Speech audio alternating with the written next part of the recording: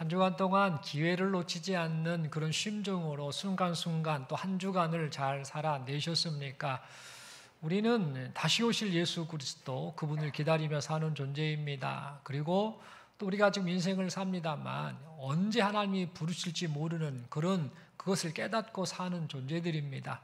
이 점을 생각하면서 허락하신 인생 기회가 주어졌을 때 예수 잘 믿고 하나님을 기쁘시게 하는 인생을 살아드리는 우리 모두가 될 수 있기를 간절히 소망합니다. 우리 주님께서 지난주에 말씀 통해서 그런즉 깨어있으라라고 말씀을 하면서 열 처녀에 관한 그 비유에 결론을 내려주셨는데, 깨어있는 것이 뭐냐면 잠 안 자고 계속해서 사는 것이 아니라 늘 주님의 뜻대로 사는 것, 생각을 하든 말을 하든 순간순간을 살든 주님의 뜻에 맞춰서 사는 것, 그것이 깨어있는 것이다라는 사실을 잊지 않았으면 합니다. 슬기로운 다섯 처녀와 어리석은 다섯 처녀가 구분이 되었던 이유가 뭡니까? 주님의 뜻대로 살았느냐 아니면 내 뜻대로 살았느냐라는 차이가 있다는 사실을 잊지 마시고 우리에게 허락하신 인생 시간 동안 순간순간 주님의 뜻을 묻고 주님의 뜻대로 인생을 잘 살아들이시는 여기 모인 우리 모두가 될 수 있기를 간절히 소망합니다. 서로에게 축복하며 인사하겠습니다. 기회를 놓치지 맙시다. 감사합니다. 이 시간 저는 경건에 이르도록 연단하라라는 제목 가지고 함께 하나님 말씀 받기를 원합니다. 여러분, 1차, 2차, 3차 전도 여행을 우리 사도 바울이 다녔습니다. 그런데 이 1차, 2차, 3차 전도 여행을 마친 이 사도 바울은 유대인들의 고발로 인해서 피의자 신분이 됩니다. 그래서 로마 황제에게 재판을 받기 위해서 로마 근교의 셋집에서 가택연금을 당한 채 2년의 세월을 보내게 되었습니다. 그러다가 바울을 고발했던 유대인들이 재판에 불출석하게 됩니다. 그래서 자연스럽게 바울은 가택연금에서 풀려나게 되었습니다. 이제 가택연금에서 풀려나면 바울이 무엇을 해야 될까요? 내 인생 좀 나이 좀 먹었으니까 좀 편하게 살아야겠다라고 했을까요? 그렇지 않았습니다.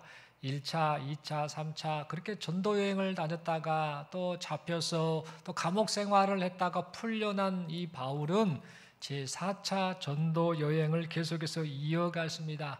풀려나자마자 바울은 또다시 복음을 전하기 위해서 디모데, 누가, 디도라는 이런 사람들을 데리고 함께 전도 여행을 갔던 것이지요.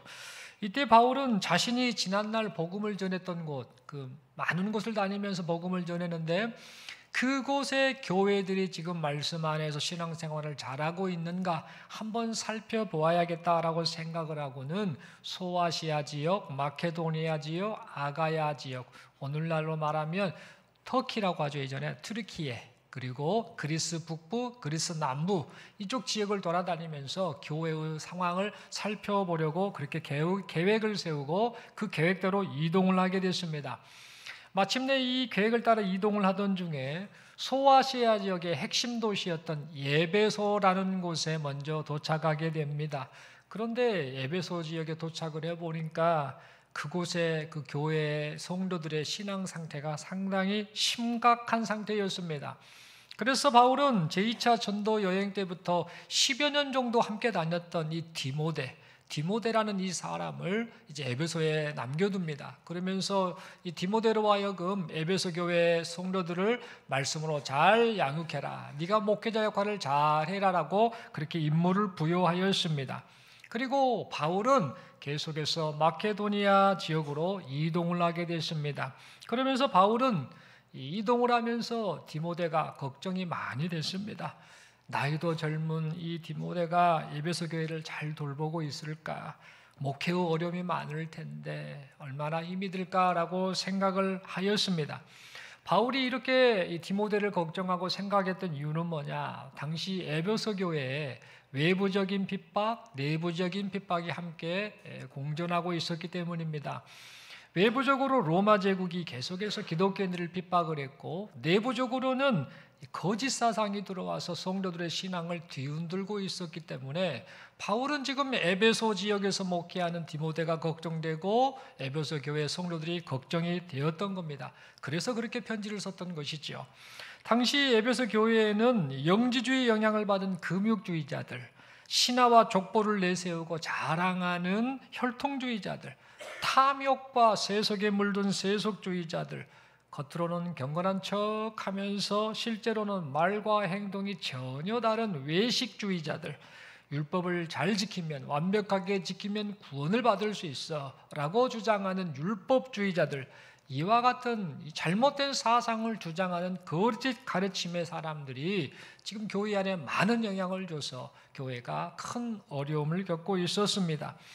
그래서 이 에베소 교회 성도들은 결혼을 금하고 특정한 음식을 먹어서는 안 돼라고 주장하는 이 금욕주의자들로 인해서 하나님이 창조하신 것들을 부정한 것으로 여기는 엉뚱한 신앙관에 빠지는 자들이 있었습니다.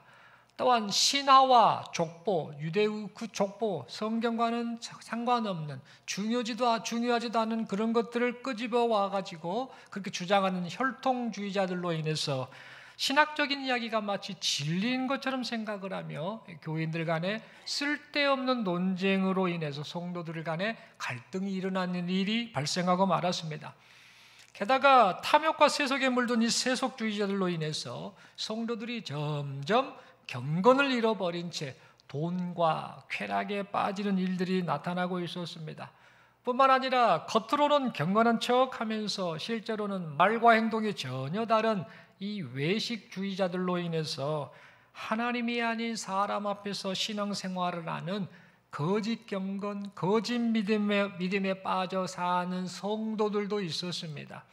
그리고 마지막으로 율법을 완벽하게 지키면 구원받을 수 있어라고 주장하는 이 율법주의자들로 인해서 성도들 가운데 내 행위, 내 노력, 내 열심으로 얼마든지 구원을 받을 수 있다라고 착각한, 즉 거짓 믿음에 빠진 그런 자들도 있었습니다. 그래서 바울은 에베소 교회가 겪고 있는 이 문제들을 알고 있었기 때문에 디모데가 걱정이 되고 에베소 교회 성도들이 걱정이 되어서 이들에게 이 문제를 해결할 그것을 말해주기 위해서 조언을 해줄 목적으로 디모데에게 편지를 써서 보냈습니다. 그리고 편지를 통해서 에베소 교회를 흔들고 있던 거짓 교사들, 그 거짓 교사들을 가리켜 자기 양심의 화인을 맞은 자들이다라고 단호하게 말했습니다. 여러분, 화인이 뭡니까? 이 화인은 고대 세계에서 가축이나 노예, 이것이 내 것이다 라는 그런 표시를 해두기 위해서 낙인을 찍은 불도장을 말하는데, 이 화인을 맞으면 어떻게 되는가? 지지겠죠.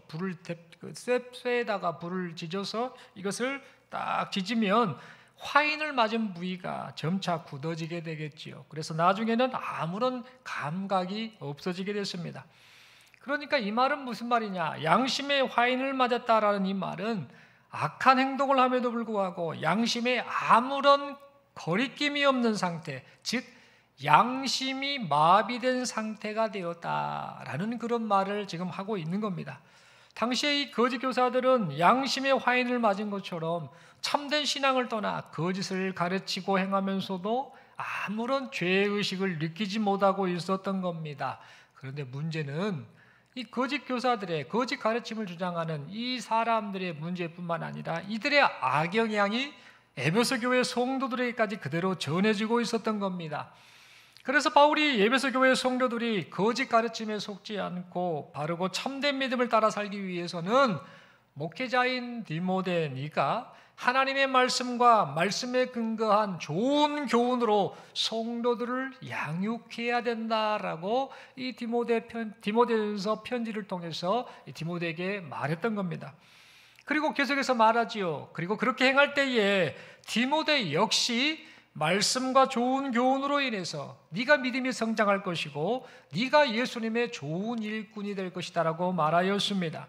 그러면서 디모데로 하여금 이것을 경계하라고 말하지요. 온갖 저속하고 헛된 신화를 말하는 자들을 멀리하고 그 대신에 경건에 이르도록 스스로를 연단하라라고 그렇게 말하였습니다. 여러분, 그렇다면 경건에 이르도록 스스로를 연단하는 것, 경건에 이르도록 스스로를 연단하는 것은 구체적으로 어떤 모습을 말하는 것일까요? 여러분, 이 질문에 대한 답을 말하기 전에 우리는 먼저 경건이라는 단어의 뜻이 무엇인지를 분명하게 바르게 알아야 합니다.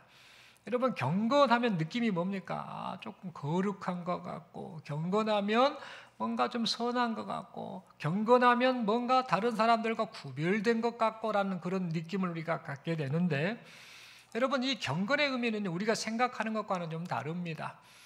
이 경건이라는 말은 이 원어, 경건으로 번역된 이 헬라어 성경 원어에는 이 단어가 유세베이아라는 단어를 사용하고 있습니다. 유세베이아, 유 선하다, 세베이아 경외하다, 이런 뜻을 가지고 있습니다. 유 바르게, 세베이아 경외하다, 이런 뜻을 가지고 있는데, 다시 말해 이 경건으로 번역된 이 유세베이아의 본뜻은 뭐냐? 바르게 경외하다라는 뜻을 가지고 있습니다. 그러니까 경건은 뭐냐면은 하나님을 바르게 경외하는 마음, 하나님을 바르게 경외하는 삶의 상태를 말하는 것이 바로 경건이다라는 겁니다. 그렇다면 경건, 즉 하나님을 바르게 경외하기 위해서는 어떻게 해야 될까요? 하나님을 바르게 경외한다라고 하는데, 이 바르게 경외하기 위해서는 우리가 어떻게 해야 될까요? 먼저 하나님의 뜻이 무엇인지를 바르게 알아야 되겠지요. 그래야 바르게 경외할 게 아닙니까? 그리고 하나님의 뜻이 무엇인지 바르게 알았다라고 한다면 이제는 내 생각대로 살지 않고 하나님의 뜻대로 살려는 결단과 변화가 있어야 되겠지요. 그런데 여러분, 이러한 모습은 스스로의 깨달음과 스스로의 노력과 스스로의 결단으로는 되지를 않습니다. 그래서 우리는 먼저 하나님의 뜻을 바르게 깨닫기를 사모하면서 무엇을 간절히 사모하고 바라야 되는가? 그것은 바로 하나님의 말씀, 하나님의 말씀을 늘 붙잡아야 한다라는 사실입니다. 그리고 내 힘으로는 하나님의 뜻대로 살지 못하니 나를 변화시켜 주옵소서라고 기도를 해야 됩니다. 또한 말씀과 기도에 전념하되 어쩌다 한두 번이 아니라 끊임없이 평생토록 전념하여야 합니다. 또한 말씀과 기도에 전념하는 마음과 태도가 습관이 되도록 끊임없이 우리 자신을 연단하여야 합니다. 그래서 이 사실을 말하기 위해서 바울은 오늘 본문의 5절 말씀을 통해 이런 말을 합니다. 하나님의 말씀과 기도로 거룩하여짐이라 라고 말하면서 말씀과 기도가 경건에 이르는 방편임을 말해주고 있습니다. 그러면서 8절을 통해 이렇게 말하지요. 육체의 훈련은 현세에서 약간의 유익이 있지만 경건의 훈련은 현세 및 내세에 이르기까지 영원한 유익을 주기 때문에 그러므로 경건의 훈련에 힘쓰라라고 그렇게 말하였습니다. 여러분, 바울이 표현한 육체의 훈련, 이 말은요, 당시에 그 에베소 지역에 있었던 운동 경기를 연상하는 그런 말이었습니다. 에베소 지역에 원형 경기장이 있었는데요, 그곳에서 많은 운동 경기가 열렸습니다. 그래서 운동 경기자들이 그 경기로부터 우승을 하기 위해서 어떤 준비를 했는가? 부지런히 훈련했습니다. 그래서 몸을 단련시켰습니다. 그래서 그 경기에 우승을 할 목표를 가지고 끊임없이 그런 육체의 훈련을 했던 것입니다. 그 결과 좋은 결과를 얻은 이들이 있었지요. 여러분, 이러한 사실을 알고 있었던 바울은 이러한 사실을 생각을 하면서 경건의 훈련의 중요성을 강조하기 위해서 육체의 훈련의 결과, 이것에 대해서 말을 하면서 결론적으로는 경건의 훈련은 육체의 훈련과는 비교도 안 될 만큼 범사에 유익함으로 경건의 훈련에 힘써야 한다라고 그렇게 말하였습니다. 그리고 경건의 훈련을 위해서 수고하다가 지쳐서 내가 꼭 이렇게 신앙을 위해서 이렇게까지 힘들게 살 필요가 있을까? 나도 그냥 이 세상에서 누릴 것 좀 누리며 적당히 타협하며 살아도 되지 않을까라는 그런 갈등이 있다 할지라도 구원자이신 하나님께 소망을 두며 경건의 훈련에 힘쓰라라고 하였습니다. 여러분, 결국 이 바울은요, 에베소 교회에 침투하여 신앙을 병들게 하는 이 거짓 가르침, 그리고 세상 유혹, 이것으로부터 신앙을 지키기 위해서는 경건의 훈련, 즉 말씀과 기도에 전념하는 삶을 살아야 한다라고 말하였습니다. 그리고 성도가 세상의 유혹 속에서도 하나님을 바르게 경외하며 경건하게 살아야 할 이유가 있는데, 그 이유는 구원의 소망과 삶의 모든 소망이 오직 하나님께 있기 때문이다라고 그렇게 말하였습니다. 사랑하는 성도 여러분, 오늘날 우리도 에베소 교회 성도들 못지않게 잘못된 신앙관을 갖도록 만드는 여러 거짓 사상의 영향에 노출되어 살아가고 있습니다. 그래서 어떤 이들은 성경의 가르침과는 너무도 동떨어진 잘못된 신앙관을 가지고 살면서도 이게 맞아, 이게 옳아라고 생각하며 마치 잘못된 신앙관이 바른 신앙생활인 것처럼, 그것이 그런 옳은 모습인 것처럼 착각하며 행하는 이들을 보곤 합니다. 어떤 이들은 하나님께서 베푸신 구원의 가치를 너무도 쉽게 생각합니다. 이 받은 이 구원의 은혜를 값싼 은혜로 여기면서 구원받은 자의 마땅한 삶의 도리를 하지 않는 그런 사람들을 보곤 합니다. 또 어떤 이들은 하나님을 의식하지 않고 사람만 의식하지요. 그래서 사람 앞에서만 성도의 모습, 경건한 모습을 보일 뿐 하나님 앞에서는 성도의 모습을 전혀 보이지 않는 외식적인 신앙생활을 하는 사람들 보곤 합니다. 그리고 어떤 이들은 하나님과 세상을 겸하여 섬기지요. 하나님도 좋고 돈도 좋고 하나님도 좋고 쾌락도 좋고라고 하면서 하나님과 세상을 겸하여 섬기면서 자기가 얻고 싶은 것을 양쪽 모두에게서 얻으려고 하는 지극히 세속주의적인 신앙생활을 하는 사람들도 있습니다. 여러분, 참 심각한 문제인데요. 그런데 더 큰 문제가 있습니다. 이렇게 심각한 문제임에도 불구하고 방금 말씀드렸던 이러한 특성을 가진 자들이, 그런 사람들이 지금 자신이 어떤 상태인지를 모르고 사는 것, 그것이 바로 더 심각한 문제다라는 겁니다. 그렇다면 여러분, 이렇게 심각한 문제에 빠져 있는데 왜 이러한 심각한 문제가 있는 줄을 깨닫지 못하고 사는 걸까요? 여러분, 그 이유는 뭐냐? 바로 하나님의 말씀을 가까이 하지 않기 때문입니다. 다시 말해 하나님의 말씀에 관심을 가지지 않기 때문입니다. 그래서 하나님의 말씀을 가까이 하지 않다 보니까 말씀의 거울을 통해서 자신의 상태를 보지를 못합니다. 내가 어떤 문제인지를 알지를 못합니다. 그래서 신앙의 문제가 있음에도 불구하고 아무런 문제의식 없이 병든 생활을 하고 마는 겁니다. 게다가 하나님과의 대화인 기도까지 하지 않다 보니까 신앙생활을 한다고 하면서도 하나님을 섬긴다고 말하면서도 결국에는 자기 생각대로, 자기 고집대로, 자기 마음대로 인생을 살아가고 맙니다. 그러면서도 입으로는 주님을 따른다, 나는 주님을 따르고 있다라고 말을 하고 입으로는 경건을 말을 합니다. 하지만 주님을 따르는 행동은 거부해버리지요. 그리고 경건한 삶을 살려고 노력도 하지 않습니다. 그러면서 이런 말을 합니다. 마음은 원이로되 육신이 약하여 라는 아주 비겁한 변명만을 늘어놓습니다. 여러분, 이러한 모습은 디모데후서 3장 5절의 말씀 그대로 경건의 모양은 있으나 경건의 능력은 부인하는 모습입니다. 그렇다면 여러분, 왜 사람들이 예수를 믿고 신앙생활하고 하늘을 소망하며 산다고 하는 사람들이 왜 경건에 힘쓰지 않는 것일까요? 그 이유는 하나님을 바르게 경외하고자 하는 마음이 없기 때문입니다. 마음이 없다라는 겁니다.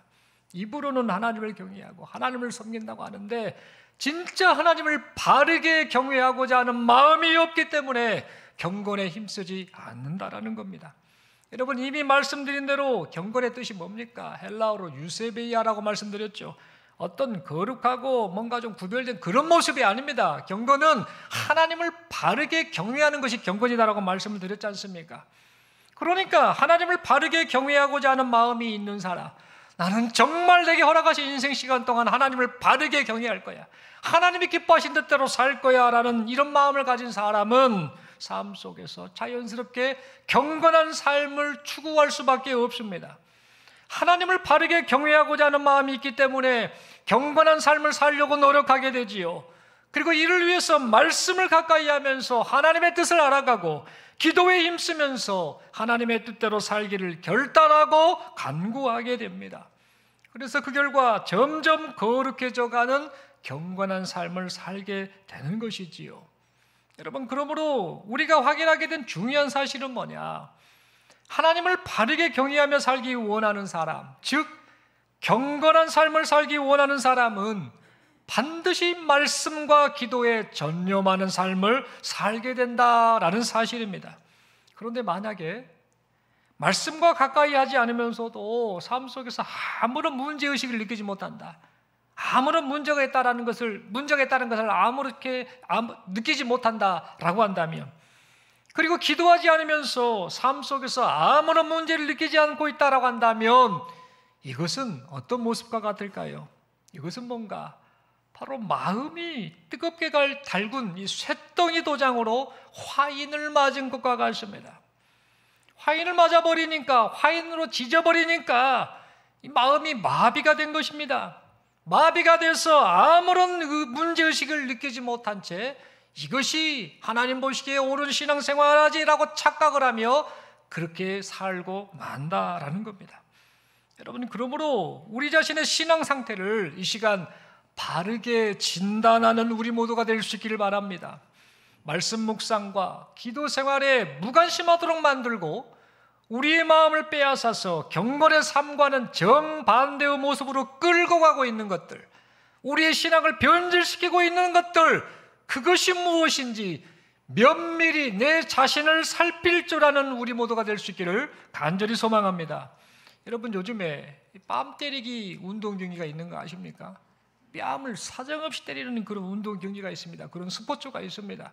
우리나라에도 지금 들어와 있더라고요. 이 세계 여기저기서 뺨 때리기 대회가 있습니다. 그런데 어떻게 때리는 줄 아십니까? 상대방이 기절할 때까지 서로 번갈아가며 때립니다. 그래서 버티는 사람이 이기는 건데 맞고 사람이 기절하고 쓰러지고 그런 일이 발생한데, 얼마 전에는 어떤 한 선수가 뺨 때리기 경기하다 맞아서 죽은 일이 있었습니다. 이런 일이 계속해서 발생할 것이지요. 이것 보면서 이런 잔인한 것을 운동 경기다라는 이름으로 왜 하는지 모르겠네, 이런 생각이 들었습니다. 그런데 문제는 뺨 때리는 경기를 즐겨보는 사람들이 의외로 많다라는 겁니다. 사람을 사정없이 때리는 이 잔인한 모습을 보면서요, 아마도 대리만족을 느끼기 때문인가 그런 생각을 해봅니다. 여러분, 사람이 갈수록 잔인한 것을 무덤덤하게 지금 받아들이고 있는 것 같습니다.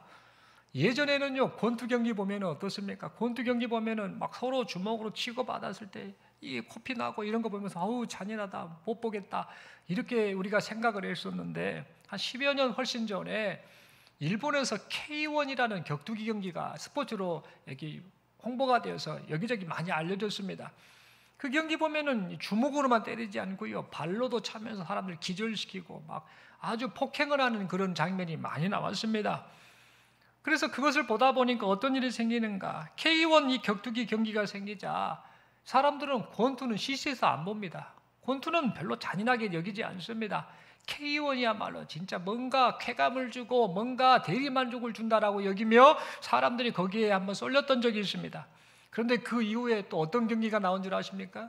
UFC 그 운동 경기가 있습니다. 격투기 경기인데요, 그것은 이 글러브도 얇습니다. 거의 맨주먹으로 때리는 거나 다름없습니다. 그것을 가지고 사람을 두들겨 패고 손을 꺾고 목을 꺾고 막 이런저런 잔인한 행동을 하는데 코피가 나고 온몸에 피투성이게 되는데, 그것을 보고 사람들이 열광을 하며 좋아하는 그런 스포츠가 사람들 사이에 지금 많이 알려져 버렸습니다. 그래서 이 UFC 경기가 있다 보니까 나중에는 그 전에 있었던 K1 경기는 아무것도 아니라고 여깁니다. 잔인하게도 여기지 않는 겁니다. 점점 사람들의 마음의 잔인함이, 그 폭력성이 계속해서 심겨졌던 겁니다. 여러분, 그러더니 이제는 어떻게 됩니까? 말씀드린 뺨 때리기 경기가 나왔지 않습니까? 글러브라도 꼈던 이 경기에서 이제는 글러브도 끼지 않습니다. 덩치가 이렇게 큰 사람이 사정없이 뺨을 때리는데 어떻게 때리는 줄 아십니까? 유튜브 보면 나옵니다. 이 정도 때리는 게 아닙니다. 사정없이 여기 전체를 때리는데 맞고 퍽퍽 쓰러집니다. 서로 덩치가 큰 사람인데 온 힘을 다해서 때립니다. 내가 이 사람 지금 쓰러뜨리지 않으면 내가 맞는다 생각하고 그렇게 폭력성을 가진 그런 행동을 하면서 경기를 하고 있더라는 겁니다. 이게 나오다 보니까 그 전에 폭력성이 있었던 경기들은 아무것도 아니구나라는 생각이 들고, 앞으로 이것보다 더 잔인한 운동 경기 어떤 게 나올까? 걱정이 되는 그런 상황입니다. 여러분, 이처럼 갈수록 사람들은요, 폭력성에 점점 빠져들어가고 있습니다. 자기 자신도 알지 못하는 순간에 그 폭력성에 익숙해져 가고 있는 것이지요. 여러분, 무슨 말씀 드리려고 이 이야기를 했는가? 우리 신앙도 마찬가지입니다. 우리 신앙생활에 있어서도 어느 순간부터 자연스럽게 익숙하게 여기도록 만드는 것들이 있지요. 이건 별 문제가 안 돼, 이 정도는 괜찮아 라고 여기는 것들, 하나님 경외가 아닌 다른 것을 사랑하게 만드는 것들, 우리의 신앙을 변질되게 만드는 것들, 즉 불신앙의 요소들. 여러분, 우리는 이 요소들이 무엇인지 우리 자신을 돌아볼 수 있기를 바랍니다. 은밀하게 야금야금 우리의 신앙을 갉아먹고 있는 불신앙의 요소들이 무엇인지 우리 자신을 돌아보기를 바랍니다. 그래서 우리의 신앙이 병들지 않았으면 좋겠습니다. 만약 신앙에 병이 들었다면 어서 그 병을 고쳤으면 좋겠습니다. 약 처방을 받아서라도 그 병으로부터 해방되는 우리 모두가 될 수 있기를 간절히 소망합니다.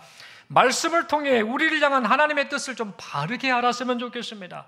하나님을 바르게 경외하는 경건한 사람이 되게 해주시라고 기도하고 또 기도함으로 우리의 삶이 변화가 일어나는 그런 우리 모두가 되었으면 좋겠습니다. 무엇보다도 경건에 이르도록 꾸준하게 스스로를 연단하는 우리 모두가 되었으면 좋겠습니다. 여러분, 경건한 삶은요, 하루아침에 되지 않습니다. 여러분, 학생들에게 공부 좀 해라, 나중에 대학 가려면 공부해야지, 중학교 때 말하지 않습니까? 그러면 어떤 애들은 이런 변명을 합니다. 중학교 때 공부를 안 하는 애들이 고등학교 가서 공부할게요. 고등학교 1학년 가서 공부 좀 해라. 그러면 고3 때 공부할게요. 이러면서 계속해서 미룹니다. 그런데 그 아이들의 특징이 뭐냐면 공부를 못합니다. 습관이 되어 있지 않기 때문에, 공부하는 습관이 되어 있지 않고 훈련이 되어 있지 않기 때문에 뒤늦게 가서 그때 후회를 하고 말지요. 즉 공부를 잘하고 못하는 것도 어렸을 때부터 좋은 습관을 어떻게 들이냐가 많은 영향을 차지하지 않습니까? 이처럼 경건한 삶도 마찬가지라는 겁니다. 하루아침에 경건한 삶이 이루어지지 않습니다. 오늘까지만 죄 짓고 내일부터는, 내년부터는 경건하게 살게, 그게 되지 않습니다. 지금 이 순간 경건의 훈련이 이루어졌을 때, 그것이 반복적으로 되어졌을 때 경건한 삶이 나타나게 된다라는 겁니다. 그러므로 끊임없는 훈련, 경건의 훈련이 필요함을 우리는 잊지 말아야 합니다. 편하고자 하고 내 마음대로 하고자 하고 세상을 따라가고자 하는 유혹 앞에서 말씀을 따라 살려고 하는 결단, 말씀을 따라 살려고 하는 기도, 말씀을 따라 살려고 하는 순종이 반복될 때에 마침내 경건이 실천되는 삶을 살게 된다는 겁니다. 반면에요, 느슨해지는 마음이 조금이라도 있으면요, 그 느슨함이 결국에는 신앙을 병들게 한다는 사실, 이 사실을 우리는 잊지 말아야 합니다. 여러분, 19세기 러시아 음악의 거장으로 손꼽히는 전설적인 피아니스트가 한 명 있었습니다. 이 전설적인 피아니스트는 이름이 루빈스타인이라는 사람인데요, 19세기 러시아 음악의 거장으로 불리는 이 사람이 있는데, 이 사람이 이런 말을 남겼습니다. 피아니스트, 피아노를 기가 막히게 치는 사람이 사람들 앞에서 이런 말을 남겼습니다. 하루 연습을 안 하면 내가 알고, 이틀 연습을 안 하면 비평가가 알고, 사흘 연습을 안 하면 청중해야 합니다 라는 말을 남겼습니다. 여러분, 그래서 그는 매일같이 수십 년 동안 피아노 연습을 했다고 합니다. 하루도 빼지 않고 계속해서 연습을 했다고 합니다. 이 루빈스타인이 천재적인 피아니스트로 평가를 받았던 근본 이유, 그것은 뭐냐? 그가 최고 피아니스트 수준에 이르도록 스스로를 날마다 연단했기 때문이다라는 겁니다. 여러분, 이처럼 하나님을 바르게 경외하는 경건한 사람이 되기 원한다라고 한다면 삶 속에서 말씀과 기도에 전념하며 스스로를 연단하는 우리 모두가 될 수 있기를 바랍니다. 여러분, 말씀을 가까이 하지 않으면요, 하나님을 바르게 경외할 수 없습니다. 왜 그렇습니까? 말씀을 통해 하나님의 뜻을 알아야 될 거 아닙니까? 말씀을 통해 하나님의 뜻을 알고 하나님이 원하는 대로 경외하게 될 거 아닙니까? 그런데 말씀을 가까이 하지 않는다? 그것은 뭡니까? 하나님의 뜻이 무엇인지를 모릅니다. 그러니까 자기 고집대로 자기 마음대로 사는 모습이면서 그것이 마치 하나님을 경외하는 것처럼 착각에 빠지게 되고 만다라는 겁니다. 여러분, 기도하지 않으면 하나님을 바르게 경외하지 못합니다. 아무리 하나님의 뜻을 알았다라고 할지라도, 성경을 통해 알았다 할지라도 여전히 내 고집이 있거든요. 내 뜻대로 하고 싶은 그 고집이 있거든요. 그것을 꺾지 않고 있거든요. 그러다 보니 머리로는 지식적으로는 하나님을 알고 하나님을 경외하는 것이 무엇인지를 바르게 알고는 있습니다만, 그 자기 고집 때문에 결국에는 자기가 하고 싶은 대로 자기 마음대로 하나님을 섬기는 척하는 그런 어리석은 행동을 하고 만다라는 겁니다. 여러분, 결국 우리는 뭐냐? 말씀과 기도가 아니고서는 하나님을 바르게 경외할 수 없다라는 사실을 잊지 않아야 합니다. 여러분, 그러므로 이제 다시 말씀으로 돌아오십시오. 이제 다시 기도 생활로 돌아오시길 바랍니다. 그리하여서 우리의 신앙을 뒤흔드는 이 세상 유혹, 세상 시련, 이런 유혹과 시련 속에서도 흔들림 없는 참되고 바른 신앙으로 살아가는 우리 모두가 될 수 있기를 바랍니다. 비록 타락한 세상 속에서 경건한 하나님의 사람으로 살아가는 것이 힘이 들 때가 있습니다만, 우리의 유일한 소망 되시는 하나님만을 바라보면서 인내하면서 하나님을 바르게 경외하는 자답게 우리 스스로를 경건에 이르도록 연단하며 살아가시는 우리 모두가 될 수 있기를 바랍니다. 그래야 할 때 우리의 유일한 소망 되신 하나님께서 우리를 경건한 하나님의 사람으로 인정하시고 칭찬해 주실 줄로 믿습니다. 우리 서로에게 이렇게 묻고 인사하겠습니다. 하나님을 바르게 경외하는 마음이 있습니까? 여러분, 다시 한번 반복해서 강조하며 말씀드립니다. 경건의 의미를 잘못 이해하면요, 엉뚱하게 사는데요, 그냥 조금 착하게 살고, 조금 거룩하게 살고, 조금 남들 보기에 좀 좋아 보이는 그런 선한 모습으로 사는 거, 그게 경건이 아닙니다. 헬라어 유세베이아 말씀드렸죠. 이 경건의 의미는 하나님을 바르게 경외하는 것, 그게 경건입니다. 그러니까 조금 착하게 이런 거 하지 마시고 정말 내가 하나님을 바르게 경외하는 그런 삶을 살기를 여러분들이 좀 사모하며 살았으면 좋겠습니다. 이를 위해서 말씀을 사모하고 기도 생활을 게을리하지 마시고 고집을 좀 꺾고 내 생각대로 살지 마시고 말씀대로 살아가면서 진짜 하나님을 바르게 경외하는, 하나님의 뜻대로 하나님을 경외하는 그런 인생을 살아가는 우리 모두가 되었으면 좋겠습니다. 이 마음을 품고 서로에게 다시 한번 인사합니다. 신앙이 느슨해지면 나도 알고 남도 알고 하나님도 아십니다.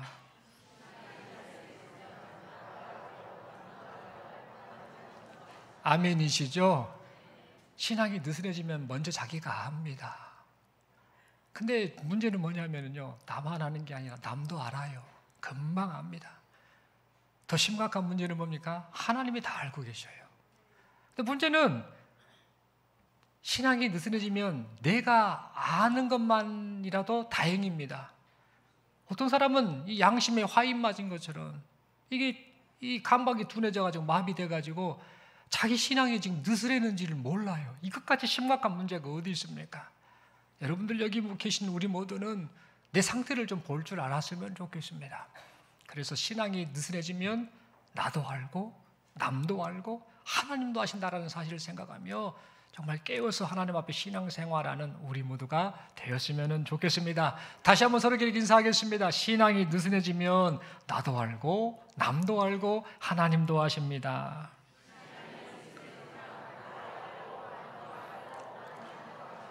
아멘이시죠? 손을 한번 들어주시겠습니까? 옆에 분에게 서로에게 축복하며 권면합니다. 말씀 묵상과 기도 생활이 습관이 되게 합시다. 아멘이십니까? 이 마음, 이 고백, 이 결단이 이 순간으로 끝내지 마시고 단순히 입으로만 하는 그런 고백이 되지 마시고 진짜 마음을 다잡고 하나님 앞에 그렇게 신앙생활을 했으면 좋겠습니다. 그것을 위해서 하나 제안을 합니다. 아침에 눈을 딱 뜨지 않습니까? 그러면 눈 뜨자마자 정신이 딱 돌아올 때 하나님 감사합니다. 오늘 하루를 살게 해주셔서 감사하고 오늘 하나님 말씀 따라 순종하며 살기를 원합니다. 도와주옵소서 하고 눈을 딱 뜨면서 그렇게 하고 머리맡에다 성경을 좀 두시면 좋을 것 같아요. 성경을 딱 뜨자마자 매일 성경, 날마다 우리가 성경을 우리가 묵상하지 않습니까? 우리 또 날마다 그 그 말씀이 있지 않습니까? 오늘 말씀 지금 역대상 말씀 보고 있지요. 그 분량의 말씀을 다 보면서 하나님 이 말씀대로 오늘 하나님 말씀 따라 순종하며 살게 해주세요. 5분 10분이면 되거든요. 그런 것들이 습관이 되고 그리고 하루를 살면서 순간순간 말씀을 기억하고 또 지난주에 받았던 말씀 하나님 말씀을 기억하면서 기회를 놓치지 말라라는 그 말씀을 받았지, 이번 주에는 경건에 이르도록 연단하라는 이런 말씀을 받았지, 이 말씀을 생각하면서 하루하루를 좀 살고 그러다가 이제 다 잠자리에 들었을 때 눈 감기 전에 하나님 오늘 하루를 가만히 반성합니다. 하나님 제가 오늘 어떻게 살았는가, 하나님을 바르게 경외하는 삶을 살았는가 돌아봅니다라고 그렇게 회개 기도도 하고 하나님의 은혜를 구하는 기도, 그런 기도의 삶이 연속될 때 어떻게 되겠습니까? 자연스럽게 경건한 사람으로 살아가지 않겠습니까? 이 점을 생각하면서 오늘 한번 시도를 한번 해보십시오.